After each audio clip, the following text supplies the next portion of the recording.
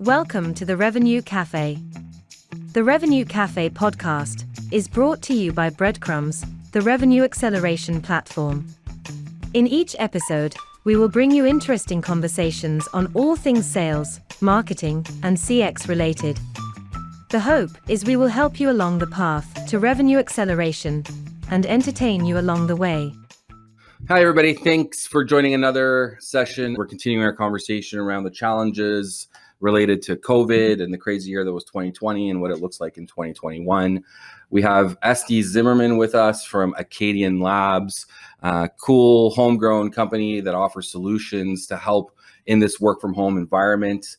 We're going to be chatting about some of these challenges and just tips in general around sales and go-to-market.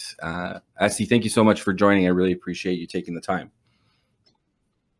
Of course, I'm very excited to be here. I was eager to see the opportunity come through. Awesome.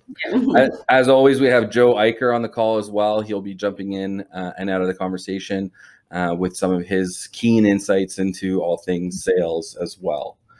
Esty, I think it's probably best to start with like a little introduction. Maybe you can tell us a little bit about yourself, a little bit about Acadian, just so we're all on the same page. Definitely, yes. So my name is Esty, as you mentioned. I'm the sales operations manager at Acadian Labs. I've actually been there for just 6 months. I was hired during the pandemic, and I am remote out of Minnesota. Our company's headquartered out of New York. So I think that alone highlights how, companies are looking at talent differently. I believe I also got this job with my brand that I call myself the gifted generalist. I can do a little bit of everything, which is what my job is at Acadian. It's not just sales ops. I'd say a little do marketing ops, a little bit of sales enablement, definitely partnering with finance a lot. So a little bit of everything. And then Acadian, I will say the culture is amazing. It's a homegrown company. As you mentioned, we've been around for about 6 years, and we primarily focus on the Cisco unified communication space. So we provide software that streamline communications and provisioning and anything that is to do with unified communications. Awesome. Thanks for that. Mm-hmm. Esty, I guess it's probably best if we start kind of just with the big topic, right? Which is, 2020 was a little bit of a bonkers year. COVID took the world by surprise and forced people to make all kinds of changes and pivot very quickly. Mm-hmm. In your experience, what do you think has been the biggest challenge or the biggest change due to the circumstances from last year? Yeah, I would say for our company, just like other companies, we had to transition to work from home. So I think that has been a challenge, but we were lucky because we utilize the software at our company. So we were able to pivot relatively easily to that environment. And then I know a lot of businesses have been struggling to get leads and that sort of thing, but because of what we offer to our clients and we were able to maintain our current customer base, and they actually bought more of our provisioning software, some of our console software. And so we actually were able to fare pretty well, which is really great. But I would say the biggest thing for us too is that in this work from home environment, all the live events that we rely on for most of our leads were canceled. And so we're actually seeing that even right now in our Q1 here, it's been challenging to get to those touch points without that human interaction. So that's definitely a continued focus that we're working on about how do we make sure we're getting to our leads in the right way. So yeah, that's what we had. Yeah. Super interesting. There's actually kind of two parts to that I'd love to dig into a little bit further. The first part, given what you guys do, what you sell, were you already well positioned for a work from home situation? Were you guys already doing that kind of, or was it like a hard pivot like some businesses?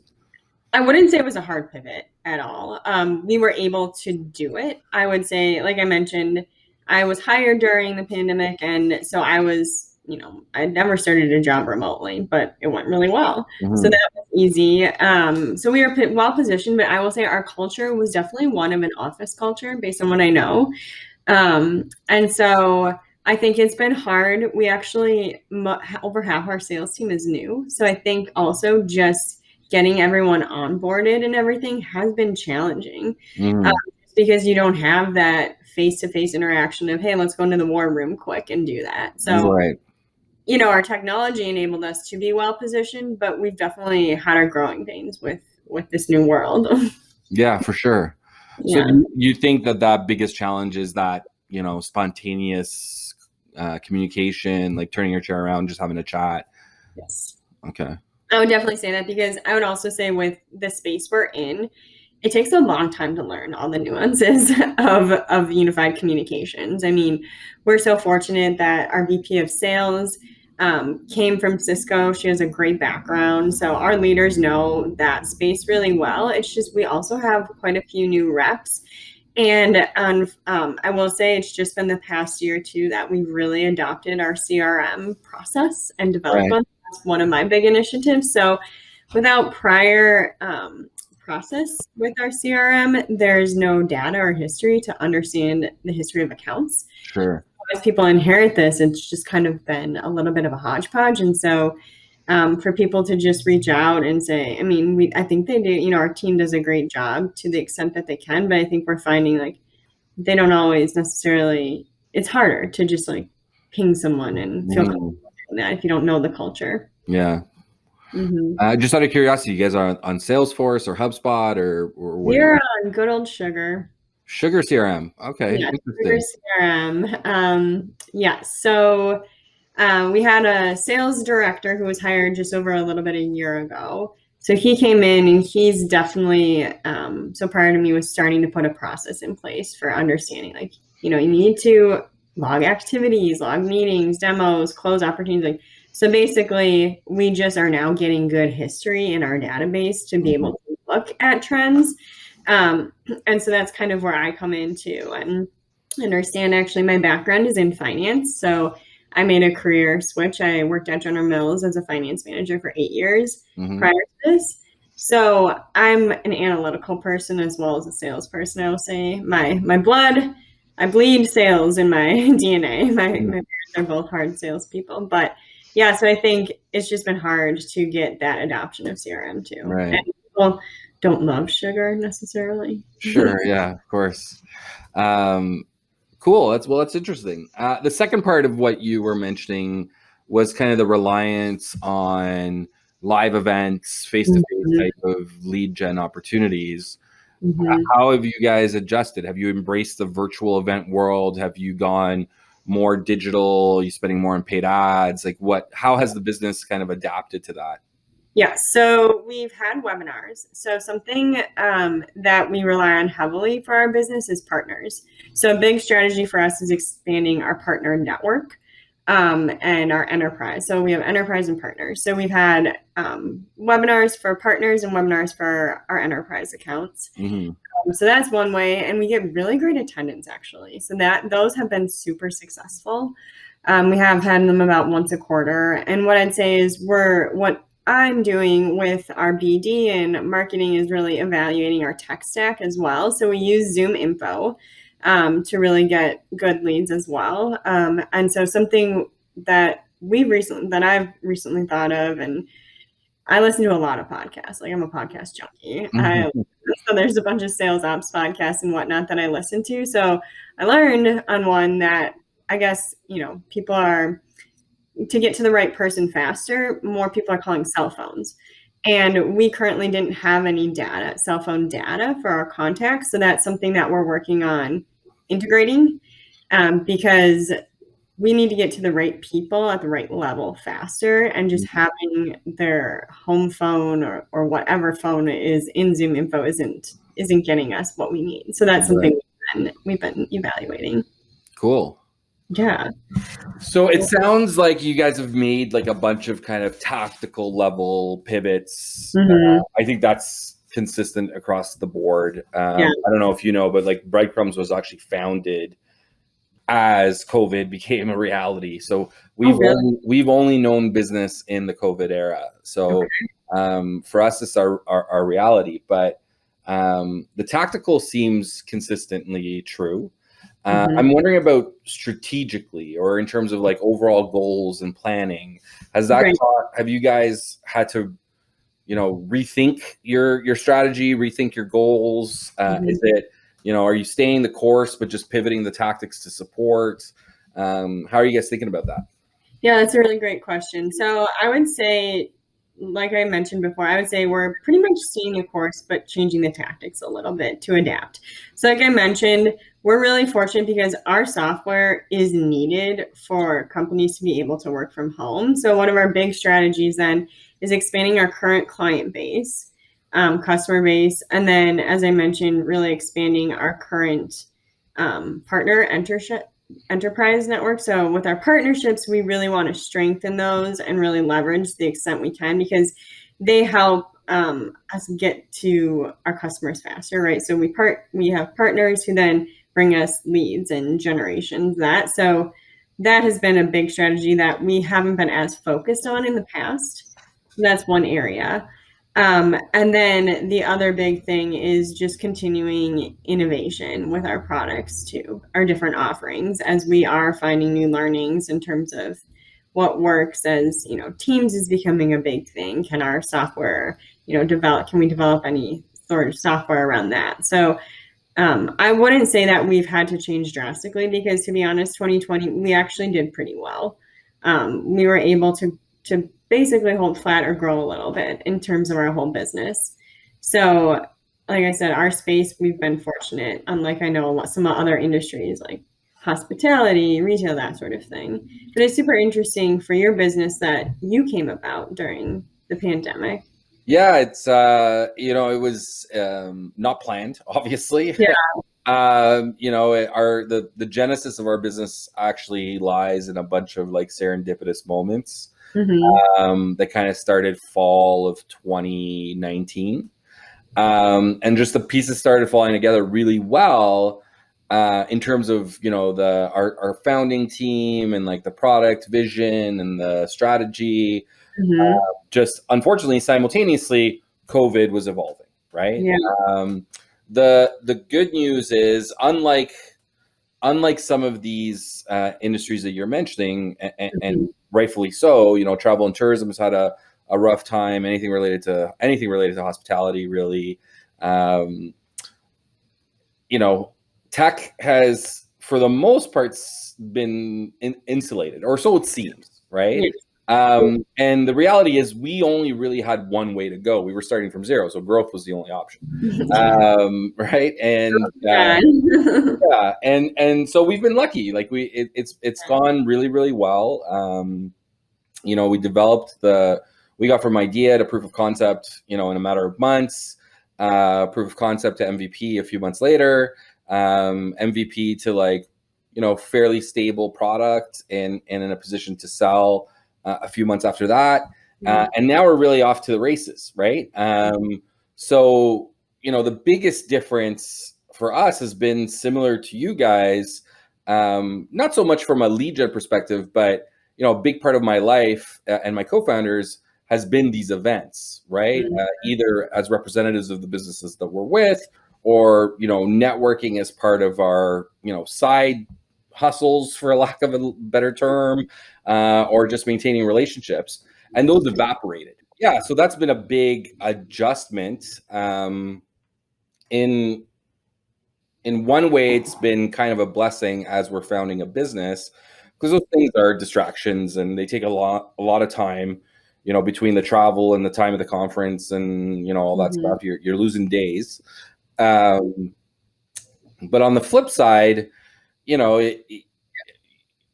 miss that face-to-face interaction, the maintaining the relationships, the building of your network, like all of that stuff goes away, right? And there's not directly measurable benefits from those interactions, in my opinion, right? That's true. Yeah, I mean, that's really true. And I think it's hard because it was part of our culture and part of the space too. And yeah, so for our lead gen, it has been a challenge without those big events, because it is for us a lot about networking, and getting to those partners and finding the right people. So yeah. But yeah, it's interesting. I think we'll fare okay. We'll be fine. I mean, like I said, we created new positions during the pandemic, so that's the good thing, And I guess to answer your question earlier about, what are our tactics? Yeah, our tactics are changing. Hire a sales ops manager. That didn't exist before. Right. Because we need more data, we need more insights to understand, okay, what is our touch rate? Well, touch points, that sort of thing. Mhm. And like I said, overhaul our sales team, pretty much, and really, really get some really good hard hitters in there. So, I would say it was just kind of, it's not, I wouldn't recommend it necessarily to hire all new sales reps at one time. Sure. Yeah. Definitely not. Given and hire sales ops too when there's little onboarding to begin with, as well as maybe you're changing product and pricing and all of that at one time, and you're used to a stable status quo. Right. For our leaders, that has been a little bit of a jolt as well. Yeah, for sure. We did this to ourselves. Yeah, I'd love to dig into that a little bit, and maybe it ties into this kind of next topic, which is, so it sounds like the strategy is like sound, solid, not hugely impacted by COVID, actually probably like helped out by COVID. Mhm. And you guys have figured out some of the tactics. So Mhm. what does that leave you with in terms of priorities for 2021? Either like, corporate business level objectives, Mhm. or like you in terms of your role and sales ops, right? It sounds like getting the reps using sugar properly is probably like number one. That is number one. So I will take your question in two parts. So in terms of company priorities, I would say we're really focusing on the year of the cloud. So Gartner's report came out. I don't know if you read any Gartner reports. Like I said, I'm a podcast junkie. Basically, I just love information. I love learning. So I read everything. So Gartner, has dubbed this the year of the cloud. And so we're really focusing on technologies that enable migration to the cloud. So I think large enterprises will most likely start migrating there. It won't be overnight. So we're making sure that we're coming along for the ride on that and making sure we're leading that fight too. So not just coming along, I misspoke. We're trying to, make sure we're ahead of it. And so that way we don't get left behind. So that's a big corporate initiative and corporate strategy, I would say. Like I mentioned, expanding our enterprise client base, and then strengthening our strategic partnerships. So at the enterprise level, we've been successful with smaller accounts. So we're really trying now to get to some larger accounts and maybe expand industries into healthcare and education a little bit more. Those are two big ones right now for us in the remote world.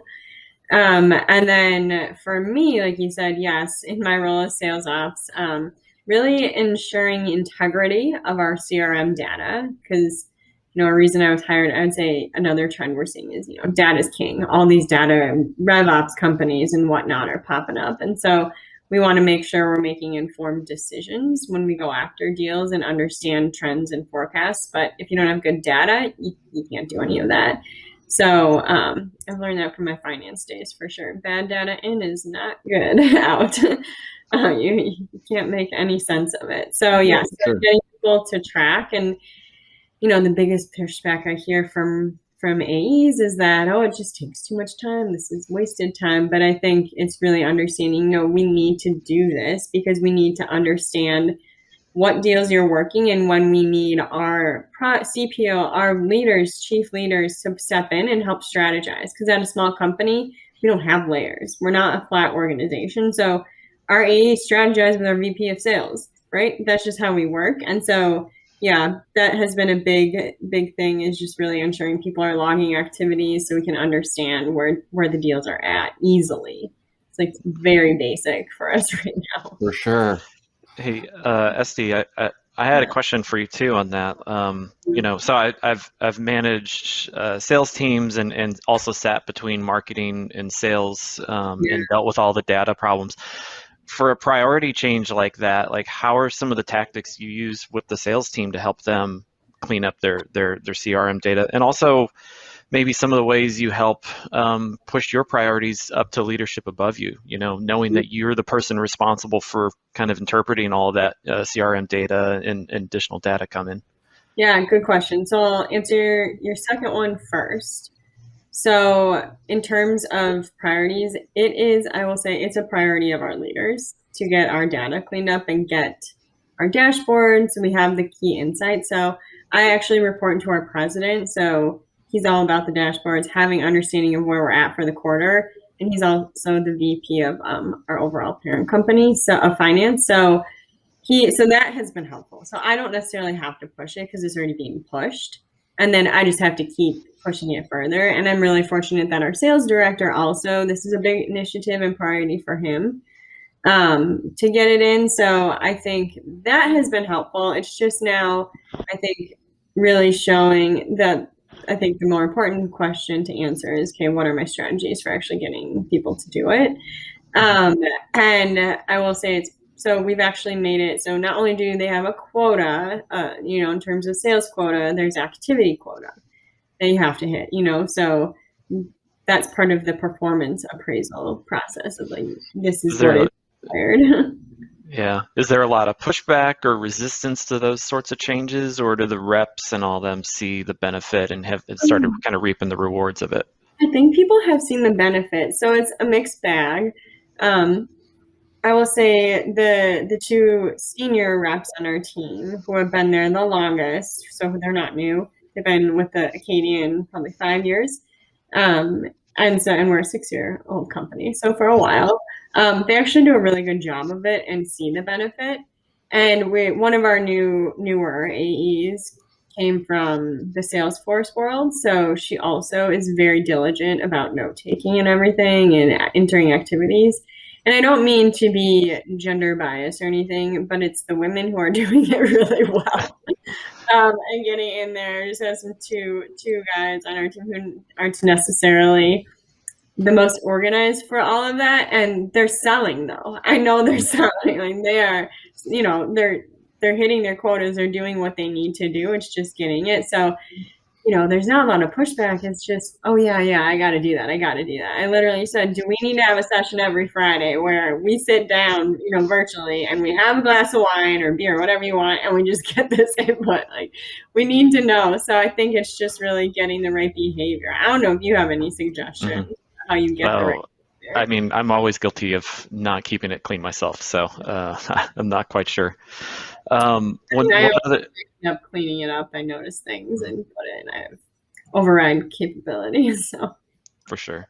One other thing is just the fact that you were hired 6 months, into this pandemic in a sales ops role. I'm curious what you think about most companies these days about kind of a renewed or maybe a new focus on sales ops, rev ops, marketing ops, those types of roles as a way to kind of help drive revenue for businesses. It feels like this is kind of the right time for a lot of businesses to be looking at it, and a lot of new roles like that are popping up. How do you feel like that's kind of shifted, especially over kind of this new COVID reality?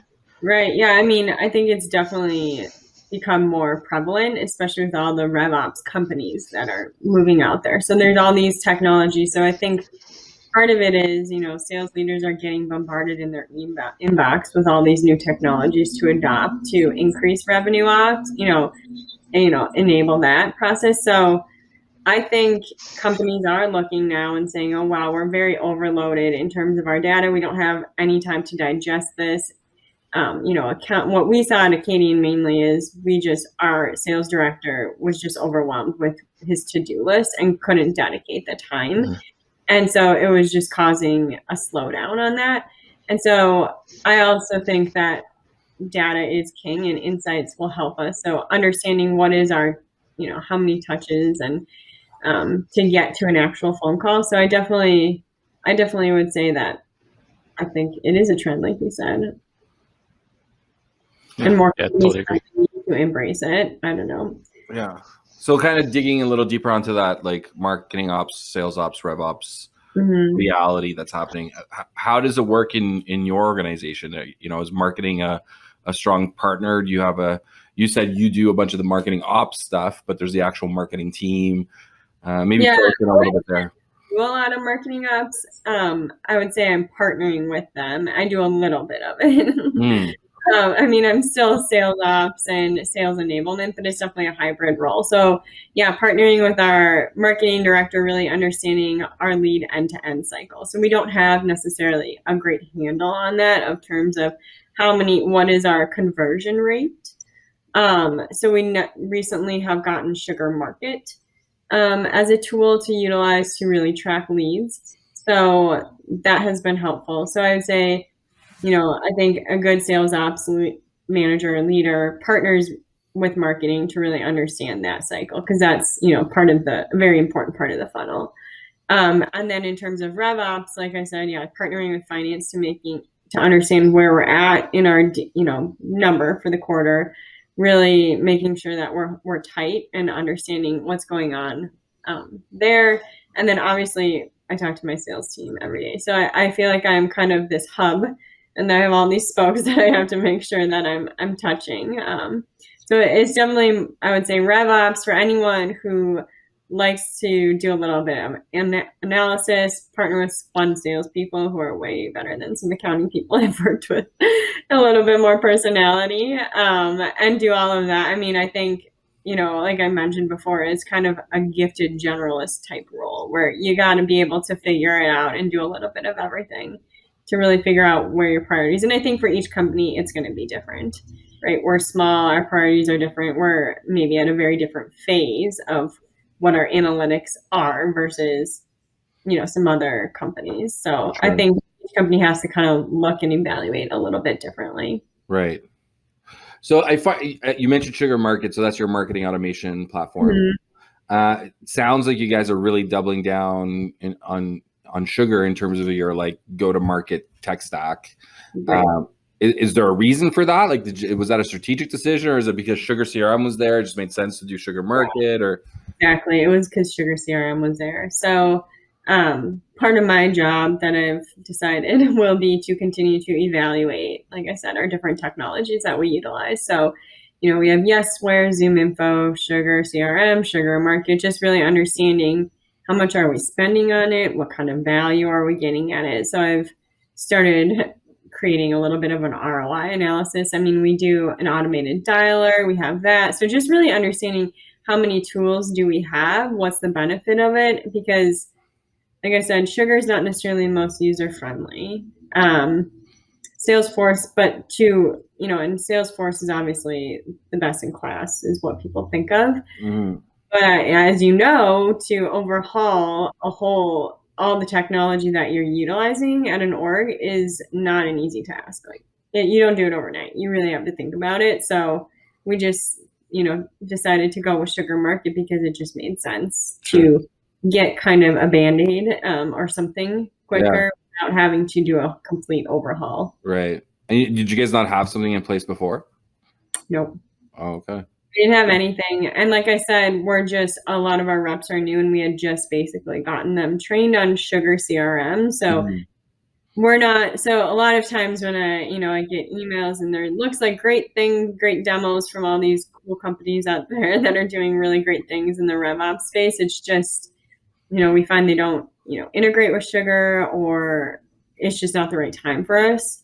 I would love to have more streamlined capabilities for us to get insights, but that does require a lot. And so I'm always hesitant to necessarily get more technology for us when we already kind of have a long list going. I just want to make sure that we're not just making it longer. Oh yeah, for sure. Listen, we're tech bloat, I guess, is common in a lot of companies. I think the latest number I said was the latest number I saw is most kind of small to medium-sized companies have somewhere between 150 and 160 pieces of technology in their company. And these are not big companies. We're talking about small and medium-sized companies. Yeah. And I'm sure you've seen the MarTech landscape, the famous kind of visual infographic. It's got 8,000 pieces of marketing technology on it. There's tons of tech out there. We happen to be a tech company. We happen to be kind of a platform that sits between marketing and sales. Right. But we're strong believers in purposeful technology, right? Tech by itself does not solve problems. You need strategy, you need process, you need people, You need all of those things in place to extract maximum value from technology. At least that's my philosophy. Oh, I agree 100%. And so I think that's why we're still at this phase of let's make sure we are extracting the maximum value we can out of what we already have in place. Because like I said, our focus is on selling and getting the deals and revenue. And so my job part of it I see is like building the infrastructure to support that process. And if we don't have to necessarily overhaul it to require all our reps to learn something new, which takes time away from selling when it's been a little bit more of a challenge right now, it's just maybe not the right time. Hopefully, as things start to pick up a little bit and we get it more in a groove, and maybe the vaccine will help. I don't know. Yeah, Eventually, that would be awesome. I saw Texas is open now, no mask mandate. So I'm joking we all should just go to Texas for an event. They're like one of 14 states. It's like a growing trend, I think. Yeah, I think so too. So I don't know. Minnesota's fine. So I mean, obviously we have masks, but I don't know. It's just So I'm just hoping that I'm not, I guess, necessarily eager to introduce a bunch of new changes with technology right away, unless it does make sense. Yeah, it totally makes sense. And kind of this has led to a really good segue. We've talked a lot about a lot of stuff, right? We've talked about strategy staying kind of consistent, tactics shifting and adjusting to the COVID reality. We've talked about getting reps to follow process and make sure that they're in their CRM doing what they need to do. We've talked about tech stacks and kind of how to handle that. I guess the best way to sum this up, in my opinion, is given everything that we've talked about related to COVID, just related to business in general, 2021 has just started. I guess for most companies, they're wrapping up Q1 in a little bit.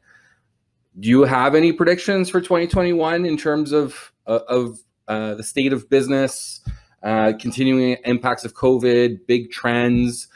When is the world getting back to normal? Is there a new normal? Like, right. What are your thoughts? Yes, well, I mean, I definitely think there's going to be a new normal. I don't think anything's ever going to shift back to the way it was. I think the biggest prediction that I would say is, talking about the work from home space, I think a hybrid world will continue to exist where some people will be remote and others will have the option to go into an office. I think we've seen that. I mean, humans are social beings, right? I am an extrovert. I need people. I like interaction where our team is. So I think that will be a change where people will actually maybe crave going into the office. But I think the way in which the office is set up, the way in which people work will be different. I don't know how necessarily. Big companies will probably be different, look different. Small companies will. And I think another big continued trend that we'll be able to see is that you can hire talent from wherever, and it doesn't matter. For example, my role, if it wasn't the pandemic, I probably wouldn't have been hired because I wanted to work remote from my home in Minnesota, where all my friends and family are. I wasn't willing to move to New York. But in the remote world, we can take talent from everywhere. And I think a lot of companies are starting to do this. So I think those are the two biggest trends that I've seen. And when we'll go back to normal, I don't know. I mean, the world has been crazy. So I'm hoping that, the economy, I think, will start to pick up a little bit more with, restaurants being able to be more open and that sort of thing. But those would be my two biggest predictions for 2021. Yeah, I definitely agree with the increased openness to remote and sourcing talent as opposed to proximity. Like, I think that's definitely, I think that was something that was coming anyways, and COVID just accelerated it, if I said that correctly. But, I think like most things in life, like the pendulum swings hard in one direction and then it eventually kind of swings back a little bit. We were talking about the benefits of like sitting in the same space, turning around, having a quick chat, or jumping in a war room and working things out. I think there'll be some kind of balance between the two things, right? maybe the airline industry will rebound with all of the quarterly travel that's going to be happening to get teams together once a quarter or something, right? Mm-hmm. But we definitely agree with sourcing talent. Like our Breadcrumbs is a completely distributed team. There's myself and 2 other people here in Canada. We have a few people in the US, a few people in Italy, a few people in Germany. We're all over the place. And thanks to technology, we're able to talk on a regular basis. We're able to be on the same page. Certainly it would be nice to, have a happy hour and celebrate wins together. Totally. Right. Every once in a while. Oh my gosh. I know. What's that? I know. I mean, that's something our company, so, it was a big culture of go out after, we'll have our quarterly company meeting and everyone goes out in New York and has a lot of fun. Right. So what we're doing now every other Friday is, if you can make it 4 p.m. Eastern, we have some sort of gathering where we do something. So this week I was dubbed by our president. Apparently I'm the most fun to be head of this crew. And so that has also been something we've instituted. I think a lot of companies have as well, but we don't want to force fun, but we're going to have a little bit of happy hour. And this week, apparently the team decided they want to play charades. So I'll let you know, keep you posted on how virtual. Yeah, I'd love to hear about it. I participated in a couple of those things as well. Yeah. With real life friends, with work friends, it's a great stopgap. It's not the same as being together, right? And happy hour doesn't necessarily mean cocktails. It could be, ice water for all I care. But it's just being together in the same space, and hopefully we'll get there. Hopefully we'll get there at some point. But I think we will. One of the goals, I think we'll get there. I agree. We'll get there. I need to get to New York to meet the team in person. So. For sure. New York's one of my favorite places, so maybe we'll cross paths there one time. That would be great. Yeah, it's only an hour from Toronto on so it's amazing. Yeah. Esti, thank you so much. I really appreciate you taking the time. This has been a fun conversation. Everyone, it was Esti Zimmerman from Acadian Labs. If you're looking for a solution around unified communications and you're trying to optimize your remote working situation, consider giving them a look. Otherwise, thank you everyone for joining. Joe, thanks for being on the call again, and looking forward to the next conversation. Take care. Thanks for watching the full episode. Make sure you subscribe to social media links below. For more detailed info about what we do, take a look at breadcrumbs.io.